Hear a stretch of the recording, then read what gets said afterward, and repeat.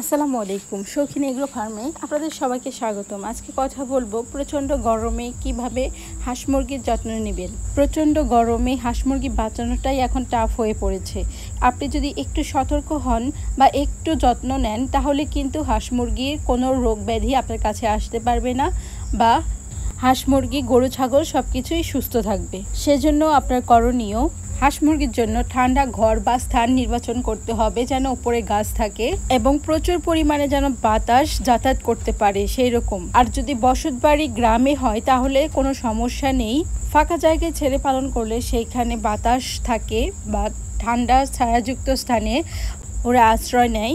কিন্তু যারা বদ্ধ অবস্থায় পালন করছেন ইনশিওর করতে হবে ঘরের ওপর যেন গাছ থাকে। যদি গাছ না থাকে তাহলে মোটর সেট করে দিনের মধ্যে 2-3 বার পানি দিয়ে চাল ভিজিয়ে দিতে হবে যেন চালটা ঠান্ডা থাকে। আর হাঁস মুরগি বড় হয়ে গেলে মেঝেতে বালু ব্যবহার করতে পারেন। বালু কিন্তু হাঁস মুরগির স্বাস্থ্য ভালো রাখে বা ঠান্ডা রাখতে সহায়তা করে। পানির পাত্র 3 বেলায় পরিবর্তন করে দিতে হবে, চেষ্টা করবেন ঠান্ডা পানি দেওয়ার জন্য। হাঁসের জন্য সাঁতার কাটার ব্যবস্থা রাখতে হবে, অবশ্যই সেটা ঠান্ডা কোনো স্থানে, গরম পানিতে বা রৌদ্র পড়ছে এরকম পানিতে না।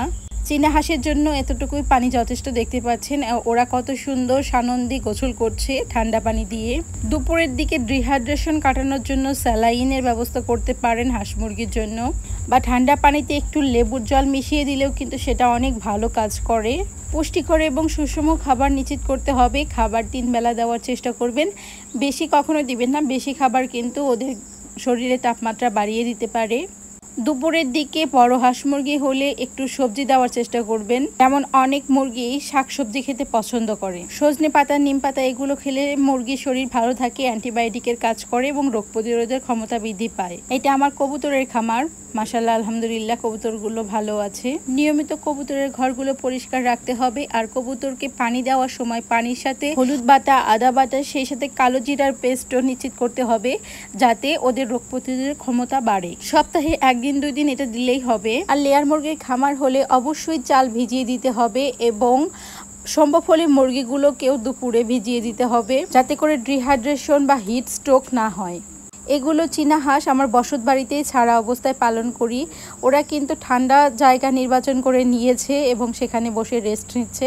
আসলে প্রচণ্ড গরমে আপনাকে হাঁস মুরগি এবং গরু ছাগলের প্রতি এক্সট্রা কেয়ার নিতে হবে, তাহলেই সব কিছু সুস্থ থাকবে এবং বিভিন্ন রোগের হাত থেকে রক্ষা পাবে।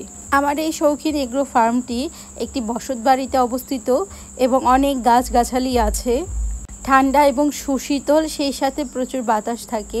সেই সাথে আমি খুব যত্ন সহকারে ওদের যত্ন নেই এবং মন থেকে ভালোবাসি। লেবু গাছে কত লেবু ধরে আছে, দুপুরের দিকে লেবু গাছ থেকে ছিঁড়ে ঠান্ডা পানির সাথে হালকা রস মিশিয়ে ওদেরকে খেতে দিই, তাতে শরীরটা ঠান্ডা থাকে এবং ভালো থাকে। যা হাঁস মুরগির হিট স্ট্রোক থেকে কিন্তু রক্ষা করে। সেই সাথে স্যালাইনও খুব ভালো কাজ করে। আমার এই ভিডিওটি যদি ভালো লেগে থাকে অবশ্যই লাইক, কমেন্ট এবং শেয়ার করবেন এবং সাবস্ক্রাইব করে আমার পাশেই থাকবেন। তো ভালো থাকবেন সবাই। আসসালামু আলাইকুম।